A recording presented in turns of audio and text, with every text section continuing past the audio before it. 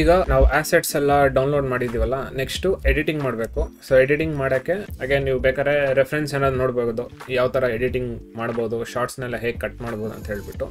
ಕೆಲವೊಂದು ಸತಿ ನೀವು ಯೂಟ್ಯೂಬು ಈ ಥರದ್ರೆಲ್ಲ ನೀವು ಸರ್ಚ್ ಮಾಡ್ತಿರುವಾಗ ನಿಮಗೆ ಒಂದಷ್ಟು ರಿಲೇಟೆಡ್ ವೀಡಿಯೋಸ್ ಬರುತ್ತೆ. ಸೊ ಅಲ್ಲಿಂದ ಕೂಡ ನಿಮಗೆ ಐಡಿಯಾಸ್ ಬರ್ಬೋದು. ಸೊ ಫಾರ್ ಎಕ್ಸಾಂಪಲ್ ಇಲ್ಲಿ ನೋಡ್ಬೋದು ಫಿಟ್ನೆಸ್ ಕಮರ್ಷಿಯಲ್ಲು, ಎಷ್ಟೊಂದು ಫಿಟ್ನೆಸ್ ಕಮರ್ಷಿಯಲ್ ಇದೆ. ಸೊ ಯಾವ್ದಾದ್ರು ಒಂದು 2-3 ಫಿಟ್ನೆಸ್ ಕಮರ್ಷಿಯಲ್ ನೋಡಿ ಅಲ್ಲಿಂದ ನಿಮ್ಗೆ ಏನಾದರೂ ಒಂದು ಐಡಿಯಾಸ್ ಬರ್ಬೋದು. ಸೊ ಫಸ್ಟ್ ಇದು ಒಂದು ನೋಡೋಣ ಏನಿದೆ ಇದ್ರಲ್ಲಿ ಅಂತ ಹೇಳ್ಬಿಟ್ಟು.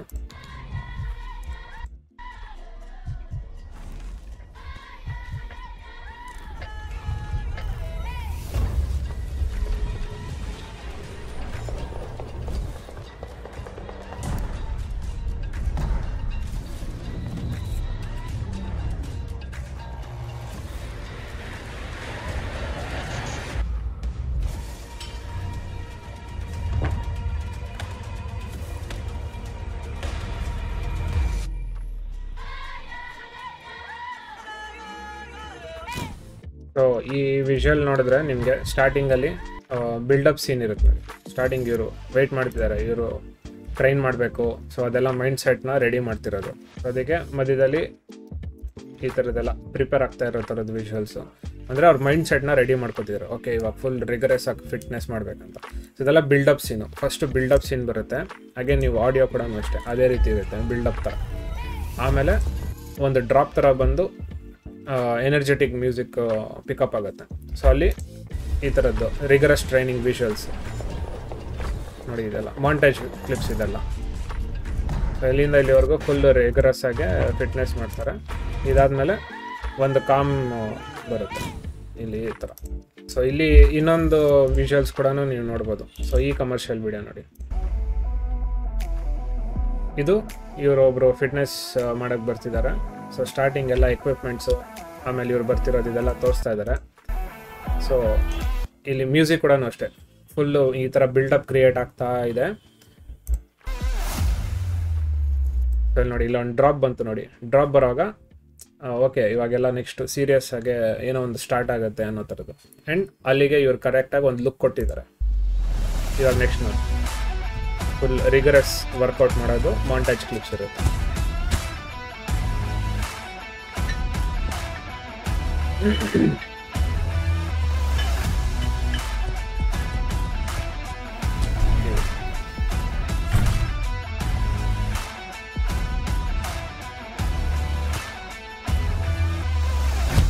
ಸೊ ಇವಾಗ ಮ್ಯೂಸಿಕ್, ಎನರ್ಜೆಟಿಕ್ ಮ್ಯೂಸಿಕ್ ಎಲ್ಲ ಬಂದಾಯಿತು. ಇವಾಗ ನೆಕ್ಸ್ಟ್ ಒಂದು ಡ್ರಾಪ್ ಬರುತ್ತೆ, ಫುಲ್ಲು ಕಾಮ್ ಪೀರಿಯಡ್ ಅದು. ಸೊ ಸ್ಟಾರ್ಟಿಂಗು ಬಿಲ್ಡಪ್ ಪೀರಿಯಡ್ ಬಂತು, ಆಮೇಲೆ ಫುಲ್ ಎನರ್ಜೆಟಿಕ್ ಇಂಟೆನ್ಸ್ ಪೀರಿಯಡ್ ಬಂತು. ಇದಾದಮೇಲೆ ಒಂದು ಕಾಮ್ ಪೀರಿಯಡ್ ಬರುತ್ತೆ ನೋಡಿ ಇದು. ಸೊ ಕಾಮ್ ಪೀರಿಯಡ್ನಲ್ಲಿ ಸೊ ಎಂಡ್ ಮಾಡೋ ಥರದ್ದು ಏನಾದರೂ ವಿಜುವಲ್ಸ್ನ ನಾವು ಹಾಕ್ಬೋದು. ಫುಲ್ ಕಂಪ್ಲೀಟ್ ಆಯಿತು. ಎಂಡ್ ಮಾಡಿದ್ಮೇಲೆ ಹೋಗ್ತಾರೆ. ಇಲ್ಲಿ ಕಾಲ್ ಟು ಆ್ಯಕ್ಷನ್ ಬರುತ್ತೆ. Many are called, few are chosen ಅಂತ, ಹೌದು ಟ್ಯಾಗ್ಲೈನ್ ಥರನೋ ಏನೋ ಇದೆ. ಸೊ ಇದಾದಮೇಲೆ ಇದು call to action. So grow with glow ಅಂತಿದೆ. ಸೊ ಗ್ಲೋ ಜೊತೆ ನೀವು ಫಿಟ್ನೆಸ್ ಏನಾದರೂ ರುಟೀನ್ ಇದು ಮಾಡಿ ಅಂತ ಹೇಳ್ಬಿಟ್ಟು. ಸೊ ಅದಕ್ಕೆ ಅವರು ಹ್ಯಾಂಡಲ್ ಕೊಟ್ಟಿದ್ದಾರೆ, ಅವರು ಸೋಷಿಯಲ್ ಮೀಡಿಯಾ ಲಿಂಕ್ ಈ ರೀತಿ. ಸೊ ಈ ಥರ ನಿಮಗೆ ಸಾಕಷ್ಟು ವೀಡಿಯೋಸ್ ಸಿಗುತ್ತೆ ಯೂಟ್ಯೂಬ್ನಲ್ಲಿ ಯಾವುದಾದ್ರು ನೋಡಿದ್ರೆ. ಇದರಲ್ಲಿ ನೀವು ಅನಲೈಸ್ ಮಾಡಬೇಕು, ಏನು ಮಾಡಬೇಕು, ಯಾವ ಥರ ಎಡಿಟ್ ಮಾಡಬೇಕು ಅಂತ ನಿಮ್ಗೆ ಇಲ್ಲಿ ಐಡಿಯಾ ಸಿಗುತ್ತೆ. ಈ ಥರದ ರಿಲೇಟೆಡ್ ಫಿಟ್ನೆಸ್ ಈ ಥರದಕ್ಕೆಲ್ಲ ಸ್ಟಾರ್ಟಿಂಗ್ ಯಾವಾಗಲೂ ಒಂದು ಬಿಲ್ಡಪ್ ಇರುತ್ತೆ. ಆಮೇಲೆ ಒಂದು ಸೀರಿಯಸ್ ಫಾಸ್ಟ್ ಪೇಸ್ ಮ್ಯೂಸಿಕ್ ಬರುತ್ತೆ. ಅಲ್ಲಿ ನೀವು ಮಾಂಟೇಜ್ ಕ್ಲಿಪ್ಸ್ನ ಹಾಕ್ತೀರಾ. ಅದಾದಮೇಲೆ ಒಂದು ಸೂದಿಂಗ್ ಕಾಮ್ ಮ್ಯೂಸಿಕ್ ಬರುತ್ತೆ. ಅಲ್ಲಿ ಎಂಡಿಂಗ್ ಕ್ಲೋಸಿಂಗ್ ಕ್ಲಿಪ್ಸ್ ಥರದ್ದು ಏನಾದರೂ ಒಂದು ಹಾಕ್ತೀರಾ ಈ ರೀತಿ. ಸೊ ಇವಾಗ ನಮಗೆ ಒಂದು ಐಡಿಯಾ ಬಂದಿದೆ ಹೇಗೆ ವಿಡಿಯೋನ ಎಡಿಟ್ ಮಾಡಬೇಕು ಅಂತ ಹೇಳ್ಬಿಟ್ಟು. ಇದನ್ನು ಮೈಂಡಲ್ಲಿ ಇಟ್ಕೊಂಡು ನಮ್ಮ ವಿಡಿಯೋನ ನಾವು ಇವಾಗ ಎಡಿಟ್ ಮಾಡೋಕ್ಕೆ ಸ್ಟಾರ್ಟ್ ಮಾಡೋಣ. ಈಗ ಇಲ್ಲಿ ಪ್ರೀಮಿಯರ್ ಪ್ರೋ ಓಪನ್ ಮಾಡಿದ್ದೀನಿ. ಸೊ ನಾನು ಯೂಸ್ ಮಾಡ್ತಿರೋದು 2023 version Premiere Pro. By chance ನಿಮ್ಮಲ್ಲಿ ಬೇರೆ ಥರ ಏನೋ ಪ್ರೀಮಿಯರ್ ಪ್ರೋ ಕಾಣಿಸ್ತಿದೆ ಅಂತ ಹೇಳಿದ್ರೆ ದಯವಿಟ್ಟು ಹೊಸ ವರ್ಷನ್ ಯೂಸ್ ಮಾಡಿ. ಇಲ್ಲಾಂದರೆ ಕೆಲವೊಂದಷ್ಟು ಮಾತ್ರ ಚೇಂಜಸ್ ಇರ್ಬೋದು. ಲೈಕ್ ಅವರು 23 ವರ್ಷನಲ್ಲಿ UI ಚೇಂಜ್ ಮಾಡ್ಕೊಂಡಿದ್ದಾರೆ ಸ್ಟಾರ್ಟಿಂಗ್ ಮಾತ್ರ. ಒಳಗಡೆ ಹೋದ್ಮೇಲೆ UI ಎಲ್ಲ ಸೇಮ್ ಇರುತ್ತೆ. ಸೊ ಅಗೇನ್ ಇದು ಫಸ್ಟು ಈ ಥರ ಒಂದು ಪಾಪಪ್ ವಿಂಡೋ ಬರುತ್ತೆ. ಇದೇನಂತ ಹೇಳಿದ್ರೆ ಹೋಮ್ ಸ್ಕ್ರೀನ್ ಅಂತ ಹೇಳಿಬಿಟ್ಟು. ಸೊ ಇದರಲ್ಲಿ ನಿಮ್ಮ ಲೇಟೆಸ್ಟ್ ಆಗಿ ವರ್ಕ್ ಮಾಡಿರೋ ಪ್ರಾಜೆಕ್ಟ್ಸ್ ಎಲ್ಲ ಇಲ್ಲಿ ತೋರಿಸುತ್ತೆ. ಇಲ್ಲ ನೀವು ಹೊಸ ಪ್ರಾಜೆಕ್ಟ್ ಕ್ರಿಯೇಟ್ ಮಾಡ್ಬೋದು ಈ ಥರದ್ದೆಲ್ಲ. ಸೊ ಇಲ್ಲಿ ಬಂದು ನೀವು ನ್ಯೂ ಪ್ರಾಜೆಕ್ಟ್ ಅಂತ ಸೆಲೆಕ್ಟ್ ಮಾಡಿ.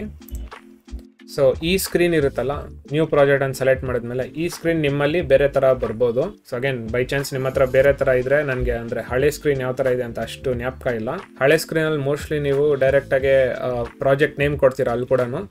ಆಮೇಲೆ ಲೊಕೇಶನ್ ಇರುತ್ತೆ, ಅದನ್ನು ಸೆಲೆಕ್ಟ್ ಮಾಡಿಬಿಟ್ಟು ಸೀಕ್ವೆನ್ಸ್ ಈ ಥರದ್ದು ಏನಾದರೂ ಸೆಲೆಕ್ಟ್ ಮಾಡೋದು ಇರುತ್ತೆ ಅನ್ಕೋತೀನಿ. ಬಟ್ ಮೈನ್ ಇದು ಪ್ರಾಜೆಕ್ಟ್ ನೇಮು, ಲೊಕೇಶನ್ ಇದೆರಡು ಸೇಮ್ ಇರುತ್ತೆ. ಅಗೇನ್ ಈ ಜಾಗದಲ್ಲಿ ಇಲ್ಲ ಅಂತ ಹೇಳಿದ್ರೆ ನಿಮ್ಗೆ ಒಂದು ಪಾಪಪ್ ಥರ ಬರ್ಬೋದು, ಅಲ್ಲಿ ಒಂದು ಪ್ರಾಜೆಕ್ಟ್ ಹೆಸರು ಕೊಡಿ. ಇವಾಗ ನಮ್ಮ ವಿಡಿಯೋದು ಪ್ರಾಜೆಕ್ಟ್ ಬಂದ್ಬಿಟ್ಟು ಆನ್ಲೈನ್ ಫಿಟ್ನೆಸ್ ಕ್ಲಾಸ್ ಅಲ್ವಾ, ಆನ್ಲೈನ್ ಫಿಟ್ನೆಸ್ ಕ್ಲಾಸ್ ಅಂತ ಕೊಡ್ತಿದ್ದೀನಿ. ಆಮೇಲೆ ಈ ಪ್ರಾಜೆಕ್ಟ್ ಎಲ್ಲಿ ಸೇವ್ ಮಾಡಬೇಕಂತ. ಸೊ ಅಗೇನ್ ಇದಕ್ಕೆಲ್ಲ ನಾವು ಆಲ್ರೆಡಿ ಫೋಲ್ಡರ್ ಸ್ಟ್ರಕ್ಚರ್ ಕ್ರಿಯೇಟ್ ಮಾಡಿದ್ದೀವಲ್ಲ, ಸೊ ಇದನ್ನು ಸೆಲೆಕ್ಟ್ ಮಾಡಿ ಚೂಸ್ ಲೊಕೇಶನ್ ಅಂತ ಕೊಡಿ. ಸೊ ಇಲ್ಲಿ ಬಂದು ನಾನು ಪ್ರಾಜೆಕ್ಟ್ಸ್ ಯೂಟ್ಯೂಬ್ ಕ್ಲೈಂಟ್ ಬ್ರೀಫಲ್ಲಿ ಆನ್ಲೈನ್ ಫಿಟ್ನೆಸ್ ಕ್ಲಾಸಲ್ಲಿ ಪ್ರಾಜೆಕ್ಟ್ಸ್ ಇಲ್ಲಿ ಒಂದು ಹೊಸ ಫೋಲ್ಡರ್ ಕ್ರಿಯೇಟ್ ಮಾಡ್ತೀನಿ, PP ಅಂತ. PP ಅಂದರೆ ಪ್ರೀಮಿಯರ್ ಪ್ರೋ ಅಂತ ಹೇಳ್ಬಿಟ್ಟು. ಸೊ ಇದ್ರೊಳಗಡೆ ಸೇವ್ ಮಾಡ್ತಿದ್ದೀನಿ. ಸೊ ಅಗೇನ್ ಇದೇನು ನಾವು ಸೇವ್ ಮಾಡ್ತಿರೋದು ಅಂತ ಹೇಳಿದ್ರೆ ನಮ್ಮ ಪ್ರೀಮಿಯರ್ ಪ್ರೋದು ಪ್ರಾಜೆಕ್ಟ್ ಫೈಲು. ನಾಳೆ ದಿನ ನಿಮಗೆ ಏನಾದರೂ ಮತ್ತೆ ಈ ಪ್ರಾಜೆಕ್ಟ್ ಮೇಲೆ ವರ್ಕ್ ಮಾಡಬೇಕಂದ್ರೆ ಆ ಫೈಲ್ ಇರಬೇಕಲ್ಲ ನಿಮ್ಮ ಹತ್ರ, ಅದಕ್ಕೋಸ್ಕರ. ಇಷ್ಟಾದಮೇಲೆ ಕ್ರಿಯೇಟ್ ಅಂತ ಕೊಡಿ. ಅಗೇನ್ ಇಲ್ಲಿ ಬೇಕಾದ್ರೆ ಇಲ್ಲಿಂದನೇ ನೀವು ಫೈಲ್ಸ್ನ ಇಂಪೋರ್ಟ್ ಮಾಡ್ಬೋದು, ಬಟ್ ಸದ್ಯಕ್ಕೆ ತುಂಬ ಕನ್ಫ್ಯೂಸ್ ಆಗುತ್ತೆ, ಅದಕ್ಕೋಸ್ಕರ ನಾನಿಲ್ಲಿ ಇಂಪೋರ್ಟ್ ಮಾಡೋದನ್ನು ತೋರಿಸ್ತಲ್ಲ ನಿಮಗೆ ಈ ಪರ್ಟಿಕ್ಯುಲರ್ ಸ್ಕ್ರೀನಲ್ಲಿ. ಸೊ ಇವಾಗ ಕ್ರಿಯೇಟ್ ಮಾಡಿದ ತಕ್ಷಣ ನಿಮಗೆ ಈ ಥರ ಒಂದು ಓಪನ್ ಆಗುತ್ತೆ. ಸೊ ಇದು ಬಂದು ನಿಮ್ಮ ಪ್ರೀಮಿಯರ್ ಪ್ರೋ ಸಾಫ್ಟ್ವೇರ್ ಈ ಥರ ಇರುತ್ತೆ. ಸೊ ಬೈ ಚಾನ್ಸ್ ನಿಮ್ದ್ರಲ್ಲಿ ಸ್ಕ್ರೀನ್ ಬೇರೆ ಥರ ಇದೆ, ನಂದ್ರಲ್ಲಿ ಬೇರೆ ಥರ ಕಾಣಿಸ್ತಿದೆ ಅಂತ ಹೇಳಿದ್ರೆ ನಾವು ಸ್ವಲ್ಪ ಅರೇಂಜ್ಮೆಂಟ್ಸ್ ಮಾಡೋಣ. ಅವಾಗ ನಮ್ಮ ಸ್ಕ್ರೀನ್ ನಿಮ್ಮ ಸ್ಕ್ರೀನ್ ಇಬ್ರದ್ದು ಒಂದೇ ರೀತಿ ಇರುತ್ತೆ. ಸೊ ಮೊದಲಿಗೆ ಯಾವ್ಯಾವ ಪ್ಯಾನಲ್ಸ್ ಬೇಕಾಗಿದೆ ಅದನ್ನ ಮಾತ್ರ ನಾವು ಯೂಸ್ ಮಾಡ್ಕೊಳ್ಳೋಣ, ಬೇಡದಿರೋ ಪ್ಯಾನಲ್ಸ್ ಎಲ್ಲ ಡಿಲೀಟ್ ಮಾಡೋಣ. ನಿಮ್ದ್ರಲ್ಲಿ ಇದಕ್ಕಿಂತ ಜಾಸ್ತಿ ಪ್ಯಾನಲ್ ಕಾಣಿಸ್ತಿದೆ ಅಂತ ಹೇಳಿದ್ರೆ ಅದೆಲ್ಲ ಕ್ಲೋಸ್ ಮಾಡಿ. ಸೊ ಪ್ಯಾನಲ್ ಕ್ಲೋಸ್ ಮಾಡ್ಬೇಕಂತ ಹೇಳಿದ್ರೆ ಈ ಥರ ಹೆಸರು ಇರುತ್ತಲ್ಲ, ಯಾವುದಾದ್ರೂ ಹೆಸರನ್ನ ಸೆಲೆಕ್ಟ್ ಮಾಡಿ, ರೈಟ್ ಕ್ಲಿಕ್ ಮಾಡಿ, ಕ್ಲೋಸ್ ಪ್ಯಾನಲ್ ಅಂತ ಕೊಡಿ. ಸೊ ನಿಮ್ಮಲ್ಲಿ ಮೇ ಬಿ ಹಿಸ್ಟ್ರಿ ಇರ್ಬೋದು, ಮೀಡಿಯಾ ಲೈಬ್ರರಿ ಈ ಥರದ್ದೆಲ್ಲ. ಸೊ ಫಾರ್ ಎಕ್ಸಾಂಪಲ್ ಇದು ಮೀಡಿಯಾ ಬ್ರೌಸರ್ ಇಲ್ಲಿರ್ಬೋದು, ನಿಮಗೆ ಮೀಡಿಯಾ ಬ್ರೌಸರ್ ಅಂತಿರುತ್ತೆ, ಇಲ್ಲಾಂದರೆ ಲೈಬ್ರರೀಸು ಈ ಥರದ್ದೆಲ್ಲ ಇಲ್ಲಿ ಎಷ್ಟೊಂದು ಟ್ಯಾಬ್ಸ್ ಇರುತ್ತೆ. ಸೊ ರೈಟ್ ಕ್ಲಿಕ್ ಮಾಡಿ, close panel, right click, close panel. ನಮಗೆ ಎಡಿಟಿಂಗ್ ಮಾಡೋಕ್ಕೆ ಇಷ್ಟೇ ಪ್ಯಾನಲ್ಸ್ ಬೇಕಾಗಿರೋದು. ಒಂದು ಪ್ರಾಜೆಕ್ಟ್ ಅಂತ, ಇನ್ನೊಂದು ಎಫೆಕ್ಟ್ಸ್ ಅಂತಿರುತ್ತೆ, ಇದು ಎಫೆಕ್ಟ್ಸ್ಗಳು ಹಾಕೋಕ್ಕೆ ಬೇಕಾಗಿರೋದು. ಅದಾದ್ಮೇಲೆ ಪ್ರೋಗ್ರಾಮ್ ಮಾನಿಟರ್ ಮತ್ತೆ ಸೋರ್ಸ್ ಮಾನಿಟರ್, ಇದು ಸೆಂಟ್ರಲ್ ಇದಲ್ಲ, ಪ್ರೋಗ್ರಾಮ್ ಸೋರ್ಸ್ ಮಾನಿಟರ್. ಇದು ಎಫೆಕ್ಟ್ ಕಂಟ್ರೋಲ್ಸ್ ಬೇಕು, ಕೆಳಗಡೆ ಟೈಮ್ ಲೈನ್ ಬೇಕು, ಆಮೇಲೆ ಟೂಲ್ಸು ಮತ್ತೆ ಆಡಿಯೋ ಮೀಟರ್ ಇದಿಷ್ಟು ಬೇಕು. ಸೊ 1 2 3 4 5 6 7 8 ಪ್ಯಾನಲ್ಸ್ ಇದಿಷ್ಟೇ ಬೇಕಾಗಿರೋದು. ಬೇರೆ ಪ್ಯಾನಲ್ಸ್ ಎಲ್ಲ ನೀವು ಡಿಲೀಟ್ ಮಾಡಿಬಿಡಿ. ಆ್ಯಂಡ್ ಅಗೇನ್ ಈ ಪ್ರಾಜೆಕ್ಟು ಎಫೆಕ್ಟ್ಸ್ ಇದೆಲ್ಲ ಬೇರೆ ಬೇರೆ ಜಾಗದಲ್ಲಿದೆ ಅಂತ ಹೇಳಿದ್ರೆ ಪರವಾಗಿಲ್ಲ, ಅದು ಮೂವ್ ಮಾಡೋದು ಹೇಗಂತ ನಾನು ತೋರಿಸ್ಕೊಡ್ತೀನಿ. ಆದಷ್ಟು ಈ 8 ಪ್ಯಾನಲ್ಸ್ ಮಾತ್ರ ಇರಬೇಕು, ಆ ಥರ ನೋಡ್ಕೊಳ್ಳಿ ನೀವು. ಈಗ ನಿಮ್ಮ ಸಿಸ್ಟಮಲ್ಲಿ ಬರೀ ಈ 8 ಪ್ಯಾನಲ್ಸ್ ಮಾತ್ರ ಇಟ್ಕೊಂಡಿದ್ದೀರಾ, ಬೇರೆದೆಲ್ಲ ಡಿಲೀಟ್ ಮಾಡಿದ್ದೀರಾ. ಸೊ ಇವಾಗ ಹೇಗೆ ಈ ರೀತಿ ಲೇಔಟ್ನಲ್ಲಿ ಅರೇಂಜ್ ಮಾಡೋದು ಅಂತ ಹೇಳ್ಬಿಟ್ಟು. ಸೊ ಮೇ ಬಿ ನಿಮ್ಮ ಪ್ರಾಜೆಕ್ಟ್ ಬಂದು ಇಲ್ಲಿರ್ಬೋದು, ಎಫೆಕ್ಟ್ಸ್ ಇಲ್ಲೆಲ್ಲೋ ಇರ್ಬೋದು, ಆಮೇಲೆ ಸೈಜ್ ಕೂಡ ಅಷ್ಟೇ. ಪ್ರತಿಯೊಂದು ವಿಂಡೋದು ಈ ಥರ, ಈ ವಿಂಡೋ ಇಷ್ಟು ದೊಡ್ಡದಾಗಿರ್ಬೋದು, ಈ ವಿಂಡೋ ಚಿಕ್ಕದಾಗಿರ್ಬೋದು, ಈ ಥರ ಹೆಂಗೆ ಬೇಕಾದ್ರೂ ಒಂದು ಇರ್ಬೋದು. ಸೊ ಇವಾಗ ಇದನ್ನು ಹೇಗೆ ಅರೇಂಜ್ ಮಾಡೋದು ಅಂತ ನಾನು ತೋರಿಸ್ಕೊಡ್ತೀನಿ. ಸೊ ಮೊದಲಿಗೆ ಪ್ರಾಜೆಕ್ಟ್ ಅಂತಿರುತ್ತಲ್ಲ, ಇದನ್ನು ಮೇಲ್ಗಡೆ ಪ್ಲೇಸ್ ಮಾಡಿ, ಆಮೇಲೆ ಲೆಫ್ಟ್ ಸೈಡಲ್ಲಿ ಇರಬೇಕು. ಫಸ್ಟು ಮೂವ್ ಮಾಡೋದು ಹೇಳ್ಕೊಡ್ತೀನಿ, ಆಮೇಲೆ ಯಾಕೆ ಈ ರೀತಿ ಸೆಟಪ್ ಮಾಡ್ತಿದ್ದೀನಿ ಅನ್ನೋದನ್ನು ನಾನು ನಿಮಗೆ ಹೇಳ್ತೀನಿ. ಸೊ ಫಸ್ಟು ಈ ಪ್ಯಾನಲ್ಸ್ನ ಮೂವ್ ಮಾಡೋಕ್ಕೆ ಈ ಹೆಸರಿರುತ್ತಲ್ಲ, ಹೆಸರನ್ನು ಕ್ಲಿಕ್ ಮಾಡಿ ಹೋಲ್ಡ್ ಮಾಡಿ, ಆಮೇಲೆ ಈ ರೀತಿ ಬೇರೆ ಕಡೆ ತೊಗೊಂಡೋಗಿ ಮೌಸನ್ನ. ಸೊ ಇಲ್ಲಿ ಇವಾಗ ಈ ಪ್ರಾಜೆಕ್ಟ್ ಪ್ಯಾನಲ್ನ ಇಲ್ಲಿ ಮೂವ್ ಮಾಡ್ತಾ ಇದ್ದೀನಿ. ಇಲ್ಲಿ ಮೂವ್ ಮಾಡುವಾಗ ನಿಮಗೆ ಈ ಥರ ಬ್ಲೂ ಹೈಲೈಟ್ಸ್ ಕಾಣಿಸುತ್ತೆ. ಈ ಬ್ಲೂ ಹೈಲೈಟ್ ಏನಂತ ಹೇಳಿದ್ರೆ, ಇಲ್ಲಿ ಇವಾಗಿನ ಎಫೆಕ್ಟ್ಸ್ ಅನ್ನೋ ಬಾಕ್ಸ್ ಇದೆ ಅಲ್ವಾ, ಈ ಬಾಕ್ಸಲ್ಲಿ ಎಲ್ಲಿ ಬರಬೇಕಿದು ಅಂತ ಹೇಳ್ಬಿಟ್ಟು. ಸೊ ನೀವು ಮೇಲ್ ಪ್ಲೇಸ್ ಮಾಡಿದ್ರೆ ಈ ರೀತಿ ಎಫೆಕ್ಟ್ಸ್ ಮೇಲ್ಗಡೆ ಬರುತ್ತೆ. ಅದೇ ರೀತಿ ಎಫೆಕ್ಟ್ಸ್ ಈ ಬಾಕ್ಸ್ ಸೆಂಟರ್ ಬಾಕ್ಸ್ ಕೆಳಗಡೆ ಪ್ಲೇಸ್ ಮಾಡಿದ್ರೆ ಎಫೆಕ್ಟ್ಸ್ ಬಾಕ್ಸ್ ಕೆಳಗಡೆ ಬರುತ್ತೆ. ಅದೇ ರೀತಿ ಲೆಫ್ಟ್ ಸೈಡ್ ಪ್ಲೇಸ್ ಮಾಡಿದ್ರೆ ಅದ್ರ ಲೆಫ್ಟ್ ಸೈಡ್ ಬರುತ್ತೆ, ರೈಟ್ ಸೈಡ್ ಪ್ಲೇಸ್ ಮಾಡಿದ್ರೆ ಅದ್ರ ರೈಟ್ ಸೈಡ್ ಬರುತ್ತೆ. ಅದ್ರ ಜೊತೆಗೆ ಬರ್ಬೇಕಂತ ಹೇಳಿದ್ರೆ ನೀವು ಸೆಂಟ್ರಲ್ ಪ್ಲೇಸ್ ಮಾಡಬೇಕು. ಈ ರೀತಿ ಸೆಂಟ್ರಲ್ ಪ್ಲೇಸ್ ಮಾಡಿ, ಇಲ್ಲ ಇಲ್ಲಿ ಮೇಲೆ ಹೆಸರು ಇರುತ್ತಲ್ಲ ಅಲ್ಲಿ ಪ್ಲೇಸ್ ಮಾಡಿ. ಮೇಲೆ ಹೆಸರಲ್ಲಿ ಪ್ಲೇಸ್ ಮಾಡ್ಬೇಕು, ಇಲ್ಲ ಸೆಂಟ್ರಲ್ ಪ್ಲೇಸ್ ಮಾಡಬೇಕು. ಅವಾಗ 2 ಬಾಕ್ಸು ಒಂದರಲ್ಲೇ ಬರುತ್ತೆ. ನೆಕ್ಸ್ಟು ಟೈಮ್ ಲೈನ್ ಬಂದ್ಬಿಟ್ಟು ಇಲ್ಲಿ ಕೆಳಗಡೆ ಇರಬೇಕು. ಸೊ ನಿಮಗೆ ಟೂಲ್ಸು ಮೇ ಬಿ ಯೂಶಲ್ ಆಗಿ ಈ ರೀತಿ ಇಲ್ಲಿರುತ್ತೆ ಸೈಡಲ್ಲಿ. ಸೊ ಈ ಟೂಲ್ಸ್ನ ಇಲ್ಲಿ ಖಾಲಿ ಜಾಗ ಇರುತ್ತಲ್ಲ, ಅಥವಾ ಇಲ್ಲಿ ಸೈಡಿಂದ ಸೊ ನಿಮಗೆ ಇಲ್ಲಿ ಕ್ಲಿಕ್ ಮಾಡಿ ಪುಲ್ ಮಾಡೋಕೆ ಬರ್ತಿಲ್ಲ ಅಂತ ಹೇಳಿದ್ರೆ ನೀವು ಕರ್ಸರ್ ಅಬ್ಸರ್ವ್ ಮಾಡಬೇಕು. ಸೊ ಸ್ವಲ್ಪ ಬಾರ್ಡರ್ ಹತ್ರ ಹೋದರೆ ಕರ್ಸರ್ ಬಂದುಬಿಟ್ಟು ಈ ರೀತಿ ಬ್ಲ್ಯಾಕ್ ಕರ್ಸರು ಕೆಳಗಡೆ ಬಾಕ್ಸ್ ಬರುತ್ತೆ. ಸೊ ಈ ಥರ ಕರ್ಸರ್ ಇರುವಾಗ ಮೂವ್ ಮಾಡಿ. ಸೊ ಇದು ಆಡಿಯೋ ಮೀಟರ್ ಮೇಲ್ಗಡೆ ಬರಬೇಕು. ನೆಕ್ಸ್ಟ್ ಸೆಂಟ್ರಲ್ಲಿ ನಿಮಗೆ ಈ ಪ್ರೋಗ್ರಾಮ್ ಮತ್ತು ಸೋರ್ಸ್ ವಿಂಡೋ ಈ ಥರ ಪಕ್ಕದಲ್ಲಿರುತ್ತೆ. ಅಗೇನ್ ಇದನ್ನು ಒಂದ್ರ ಮೇಲೆ ಒಂದು ಪ್ಲೇಸ್ ಮಾಡ್ಕೊಳ್ಳಿ. ನೆಕ್ಸ್ಟ್ ಎಫೆಕ್ಟ್ ಕಂಟ್ರೋಲ್ಸು ಈ ರೀತಿ. ಈಗ ನಮಗೆ ರೀಸೈಸ್ ಮಾಡೋಣ. ಸೊ ರೀಸೈಸ್ ಅಂತ ಹೇಳಿದ್ರೆ ಈ ವಿಂಡೋ ತುಂಬಾ ದೊಡ್ಡದಾಗಿದೆ ಅಲ್ವಾ, ಇದು ಚಿಕ್ಕದಾಗಿ ಆಗಬೇಕು. ಪ್ಯಾನಲ್ಸ್ನ ರೀಸೈಸ್ ಮಾಡೋಕೆ ಏನು ಮಾಡ್ತೀರಾ, ಎರಡರ ಮಧ್ಯ ಮೌಸ್ನ ತೊಗೊಂಬಂದ್ರೆ ಕರ್ಸರ್ ಚೇಂಜ್ ಆಗುತ್ತೆ. ಇವಾಗ ನೀವು ಕ್ಲಿಕ್ ಮಾಡಿ ಡ್ರ್ಯಾಗ್ ಮಾಡಿದ್ರೆ ರೀಸೈಸ್ ಆಗುತ್ತೆ. ಇಲ್ಲಿ ಕೂಡ ಅಷ್ಟೇ ಇದೇ ರೀತಿ. ಟೈಮ್ ಲೈನ್ ನೀವು ಜಾಸ್ತಿ ಕಮ್ಮಿ ಮಾಡಬೇಕಂದ್ರೆ ಈ ರೀತಿ, ಇದು ಈ ರೀತಿ. ಸೊ ಇದು ನಮ್ಮ ಸೆಟಪ್ ಈ ರೀತಿ ಇರಬೇಕು. ಸೊ ಪ್ರಾಜೆಕ್ಟ್ ಪ್ಯಾನಲ್ಲು ಮತ್ತು ಎಫೆಕ್ಟ್ಸು ಒಂದು ವಿಂಡೋನಲ್ಲಿ ಇರುತ್ತೆ. ಅದ್ರ ಪಕ್ಕದಲ್ಲಿ ಪ್ರೋಗ್ರಾಮ್ ಮತ್ತು ಸೋರ್ಸ್ ಮಾನಿಟರ್ ಇರುತ್ತೆ. ಅದ್ರ ಪಕ್ಕದಲ್ಲಿ ಎಫೆಕ್ಟ್ ಕಂಟ್ರೋಲ್ಸ್ ಇರುತ್ತೆ. ಕೆಳಗಡೆ ಟೈಮ್ ಲೈನ್ ಇರುತ್ತೆ. ರೈಟ್ ಸೈಡಲ್ಲಿ ನಿಮಗೆ ಟೂಲ್ಸ್ ಮತ್ತು ಆಡಿಯೋ ಮೀಟರ್ ಇರುತ್ತೆ. ಇನ್ನೊಂದು ಕೆಲವೊಂದ್ಸತಿ ನೀವು ಮೂವ್ ಮಾಡುವಾಗ ಕಂಪ್ಲೀಟ್ ಲೆಫ್ಟ್ ಸೈಡ್ ಬಂದರೆ ಈ ರೀತಿ ಪ್ಲೇಸ್ ಆಗುತ್ತೆ. ಸೊ ಈ ಬ್ಲೂ ಮತ್ತು ಗ್ರೀನ್ ಕಲರ್ಗೆ ಏನು ಡಿಫ್ರೆನ್ಸ್ ಅಂತ ಹೇಳಿದ್ರೆ, ಸೊ ಈ ಥರ ಮೂವ್ ಮಾಡುವಾಗ ನೀವು ಬ್ಲೂ ಕಲರಲ್ಲಿ ಪ್ಲೇಸ್ ಮಾಡಿದ್ರೆ ಈ ಪರ್ಟಿಕ್ಯುಲರ್ ವಿಂಡೋ ಇರುತ್ತಲ್ಲ, ವಿಂಡೋ ರೆಸ್ಪೆಕ್ಟಿವ್ ಆಗಿ ಪ್ಲೇಸ್ ಆಗುತ್ತೆ. ಅಂತಂದರೆ ಇವಾಗ ನೋಡಿ ಲೆಫ್ಟ್ ಸೈಡ್ ಪ್ಲೇಸ್ ಮಾಡಿದ್ರೆ ಈ ಎಫೆಕ್ಟ್ಸ್ ಅನ್ನೋ ವಿಂಡೋ ಪಕ್ಕದಲ್ಲಿ ಬರಬೇಕು ಅಂತ ಹೇಳ್ಬಿಟ್ಟು. ಸೊ ಬರೀ ಈ ವಿಂಡೋ ಪಕ್ಕದಲ್ಲಿ ಮಾತ್ರ ಬರುತ್ತಿದ್ದು ಅಷ್ಟೇ. ಕಂಪ್ಲೀಟಾಗೆ ನಿಮ್ಮದು ಮಾನಿಟರ್ ವಿಡ್ತ್ ಅಥವಾ ಹೈಟ್ ಎಷ್ಟಿದೆ ಅಷ್ಟು ಲೆಂತ್ ಕೂಡ ಬರಬೇಕಂತ ಹೇಳಿದ್ರೆ ಈ ರೀತಿ ಕಂಪ್ಲೀಟ್ ಲೆಫ್ಟ್ ಸೈಡ್ ಇಲ್ಲ ಕಂಪ್ಲೀಟ್ ರೈಟ್ ಸೈಡ್ ತೊಗೊಂಡ್ರೆ ಗ್ರೀನ್ ಕಲರ್ ಹೈಲೈಟ್ ಬರುತ್ತೆ. ಅಲ್ಲಿ ಪ್ಲೇಸ್ ಮಾಡಿದಾಗ ಫುಲ್ಲು ನಿಮ್ಮ ಮಾನಿಟರ್ ಹೈಟ್ ಎಷ್ಟಿರುತ್ತೆ ಅಷ್ಟು ಡ್ಯೂರೇಷನಲ್ಲಿ ಬರುತ್ತದ. ಆ್ಯಂಡ್ ಇನ್ನೊಂದು ಮಿಸ್ಟೇಕ್ ಒಂದೊಂದ್ಸತಿ ಗೊತ್ತಿಲ್ಲದೆ ಏನಾಗುತ್ತೆ ಅಂತ ಹೇಳಿದ್ರೆ, ಈ ರೀತಿ ಮೂವ್ ಮಾಡುವಾಗ ಗೊತ್ತಿಲ್ಲದೆ ಡಬಲ್ ಕ್ಲಿಕ್ ಮಾಡಿಬಿಡ್ತೀರಾ, ಆವಾಗ ಸ್ಕ್ರೀನ್ ಫುಲ್ ಸೈಜ್ ಬಂದ್ಬಿಡುತ್ತೆ ಪ್ಯಾನಲ್. ಈ ಟೈಮಲ್ಲಿ ಸಾಕಷ್ಟು ಜನ ಗೊತ್ತಾಗಲ್ಲ ಏನು ಮಾಡಿದ್ದೀನಿ ಅಂತ ಹೇಳ್ಬಿಟ್ಟು. ಸೊ ಏನೂ ಹೆದರ್ಕೋಬೇಡಿ, ಡಬಲ್ ಕ್ಲಿಕ್ ಮಾಡಿ ಹೆಸರನ್ನು. ಸೊ ವಾಪಸ್ಸು ಮಿನಿಮೈಸ್ ಆಗುತ್ತೆ. ಸೊ ಅಗೇನ್ ಇಲ್ಲಿ ರೀಸೈಸ್ ಮಾಡ್ತಿದ್ದೀನಿ, ಇದು ಕೂಡ ಅಷ್ಟೇ. ಸೊ ಮೇಯ್ನಾಗಿ ಈ ಥರ ಲೇಔಟ್ ಮಾಡೋದಕ್ಕೆ ಏನು ಕಾರಣ ಅಂತ ಹೇಳಿದ್ರೆ, ನಮಗೆ ಎಡಿಟಿಂಗ್ ಮಾಡುವಾಗ ಮೇಯ್ನಾಗಿ ಯೂಸ್ ಮಾಡೋವಂಥ ಪ್ಯಾನಲ್ಸ್ ಯಾವುದಂತ ಹೇಳಿದ್ರೆ ಈ ಪ್ರೋಗ್ರಾಮ್ ಮಾನಿಟರ್ ಮತ್ತು ಟೈಮ್ ಲೈನ್. ಇದು ನಾವು ಜಾಸ್ತಿ ಯೂಸ್ ಮಾಡೋದು. ಅಂದರೆ ನಾವು ಎಡಿಟಿಂಗ್ ವರ್ಕ್ ಎಲ್ಲ ಟೈಮ್ ಲೈನಲ್ಲಿ ಮಾಡ್ತೀವಿ. ಸೊ ಹಾಗಾಗಿ ನಮಗೆ ಟೈಮ್ ಲೈನು ಉದ್ದ ಇರಬೇಕು. ಯಾಕಂದರೆ ಇಲ್ಲಿ ಸಾಕಷ್ಟು ಕ್ಲಿಪ್ಸ್ ಪೇಸ್ಟ್ ಮಾಡ್ತಿರ್ತೀವಲ್ಲ, ಸೊ ಹಾಗಾಗಿ ಇಲ್ಲಿ ವರ್ಕ್ ಮಾಡೋದು ನಾವು. ಅದಕ್ಕೋಸ್ಕರ ಈ ಪ್ಯಾನಲ್ಲು ನಮಗೆ ದೊಡ್ಡದಾಗಿರಬೇಕು. ಆ್ಯಂಡ್ ಟೂಲ್ಸು ಮತ್ತು ಇದು ಆಡಿಯೋ ಮೀಟರ್ ಎಲ್ಲ ಚಿಕ್ಕದಾಗಿರೋ ಸಾಕು. ಅಲ್ಲಿ ಸುಮ್ಮನೆ ನಾವು ನೋಡೋಕ್ಕೆ ಅಥವಾ ನಾವು ಟೂಲ್ಸ್ ಎಲ್ಲ ಶಾರ್ಟ್ಕಟ್ನೆಲ್ಲ ಯೂಸ್ ಮಾಡ್ಬೋದು. ಸೊ ಇದೇನು ಅಷ್ಟು ಯೂಸ್ ಮಾಡಲ್ಲ ನಾವು. ಸೊ ಆಡಿಯೋ ಮೀಟರ್ ಕೂಡ ಅಷ್ಟೇ, ನಾವು ವಾಲ್ಯೂಮ್ ಲೆವೆಲ್ ನೋಡೋಕೆ ಮಾತ್ರ ಯೂಸ್ ಮಾಡ್ತೀವಿ. ಅದಕ್ಕೋಸ್ಕರ ಇದು ಚಿಕ್ಕದಾಗಿದ್ರೂ ನಡೆಯುತ್ತೆ. ನೀವು ಬೇಕಾದ್ರೆ ಇನ್ನೂ ಚಿಕ್ಕದಾಗಿ ಕೂಡ ಇಟ್ಕೋಬೋದು ಇದನ್ನು. ನಮಗೆ ಕೆಳಗಡೆ ಟೈಮ್ ಲೈನು ಎಷ್ಟು ಸ್ಪೇಸ್ ಆಗುತ್ತೋ ಅಷ್ಟು ಸ್ಪೇಸ್ನ ಟೈಮ್ ಲೈನು ಕೊಡಬೇಕು. ಹಾಗೆ ನಾವು ಇಲ್ಲಿ ಎಡಿಟ್ ಮಾಡೋದು ನಮಗೆ ಇಲ್ಲಿ ಮಾನಿಟ್ರಲ್ಲಿ ಕಾಣಿಸುತ್ತೆ.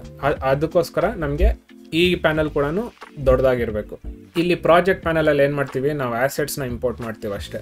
ಸೊ ಇಲ್ಲಿ ಏನೇನು ಇಂಪೋರ್ಟ್ ಮಾಡಿದ್ದೀವಿ ಅದನ್ನು ಮಾತ್ರ ತೋರಿಸುತ್ತೀವಿ. ಸೊ ಅದಕ್ಕೋಸ್ಕರ ಇದೇನು ಅಷ್ಟು ದೊಡ್ಡದಾಗಿಲ್ಲ ಅಂದರೂ ನಡೆಯುತ್ತೆ. ಎಫೆಕ್ಟ್ಸ್ ಕೂಡ ಅಷ್ಟೇ. ಪ್ರಾಜೆಕ್ಟ್ ಪ್ಯಾನಲ್ ಜೊತೆಗೆ ಯಾಕೆ ಪ್ಲೇಸ್ ಮಾಡಿರೋದು ಅಂತ ಹೇಳಿದ್ರೆ, ನಾವು ಎಫೆಕ್ಟ್ಸ್ ಅನ್ನೋ ಪ್ಯಾನಲ್ನ ಯಾವಾಗಲೂ ಯೂಸ್ ಮಾಡಲ್ಲ. ಯಾವಾಗ ನಮ್ಮ ಎಡಿಟಿಂಗ್ ಆಮೇಲೆ ನಾವು ಎಫೆಕ್ಟ್ಸ್ನ ಹಾಕ್ತೀವಲ್ಲ, ಅದಕ್ಕೋಸ್ಕರ ಇದನ್ನು ಇಲ್ಲಿ ಪ್ಲೇಸ್ ಮಾಡಿದ್ದೆ. ಆ್ಯಂಡ್ ಅಗೇನ್ ಪ್ರಾಜೆಕ್ಟ್ ಪ್ಯಾನಲ್ ಕೆಲಸ ಏನು, ಆ್ಯಸೆಟ್ ಇಂಪೋರ್ಟ್ ಮಾಡಿ ಟೈಮ್ ಲೈನ್ ಹಾಕಿದ್ಮೇಲೆ ಆಗೋಯ್ತು ಅದ್ರ ಕೆಲಸ. ಸೊ ಹಾಗಾಗಿ ಇದನ್ನು ನಾವು ಈ ರೀತಿ ಇಂಟರ್ಚೇಂಜ್ ಮಾಡ್ಕೊತಾ ಇರ್ಬೋದು. ಯಾವಾಗಲೂ ಇರಬೇಕು, ಕಾಣಿಸ್ತಾನೆ ಇರಬೇಕು ಅನ್ನೋದೆಲ್ಲ ಏನಿರಲ್ಲ.